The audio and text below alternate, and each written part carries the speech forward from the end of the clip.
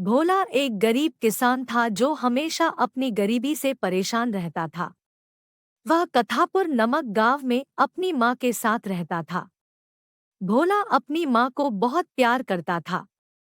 वह हमेशा अपनी माँ से अपनी गरीबी का जिक्र करता रहता और चिंतित रहता। उसकी माँ उसे हमेशा दो शिक्षा देती। एक, हमेशा ईमानदार रहो और कभी किसी का बुरा मत करो। दो, ईश्वर सभी को सही समय पर सब कुछ देते हैं। उसकी गरीबी भी भगवान सही समय आने पर दूर करेंगे। भोला बहुत ही सीधा था और हमेशा उसके दोस्त उसके भोलेपन का मजाक उड़ाते थे। एक दिन उसने एक सपना देखा कि उसके घर पे अचानक सोने के सिक्कों की बारिश हो रही है। वह इस सपने के बारे में अपने दोस्त रामू को बताता है। रामू उसकी बात का मजाक उड़ाते हुए कहता है, हाँ, मुझे भी सपना आया था कि खेत में सोने के सिक्कों का घड़ा निकलता है और मुझे मिलता है। यह कहकर वह हंसता हुआ वह से निकल जाता है। अगले दिन भोला अपने खेत में रोज की भांति हल चला रहा था। अचानक उसकी नजर एक घड़े पे पड़ी। वह जैसे ही घड़े को खोलता है, उसकी आंखें फटी की फटी रह जाती है। वह बेचारा बड़ा दुखी होता है। उसे लगता है ये तो उसके मित्र रामू का सपना था और उसे यह सिक्के रामू को देने चाहिए।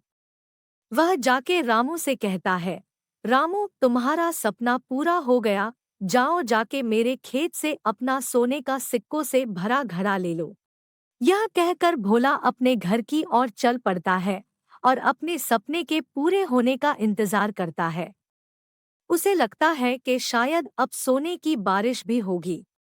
उसकी यह बात सुन उसकी माँ परेशान होकर कहती है, भोला, तू सचमुच भोला है। भला सोने की बारिश होती है क्या? उधर रामू सोचता है, क्या यह मुझे बेवकूफ बना रहा है? या यह कूद इतना बेवकूफ है? भला कोई ऐसा करता है क्या? मगर चलो, चल के देखता हूँ। रामू जैसे ही खेत में पहुँचता है, वह उसे घड़ा दिखता है।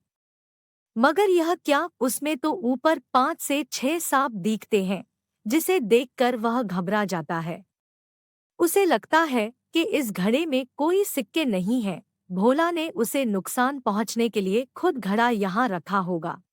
रामू सोचता है, आज रात भोला के घर जाऊंगा और भोला की छत से यह घड़ा उसी के ऊपर उलट दूंगा।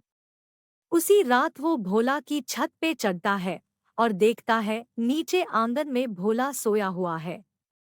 रामू घड़े का ढक्कन हटाता है और घड़ा पूरा भोला के ऊपर उल्टा कर देता है। सांप नीचे गिरे ही खेत की ओर बाहर चले जाते हैं।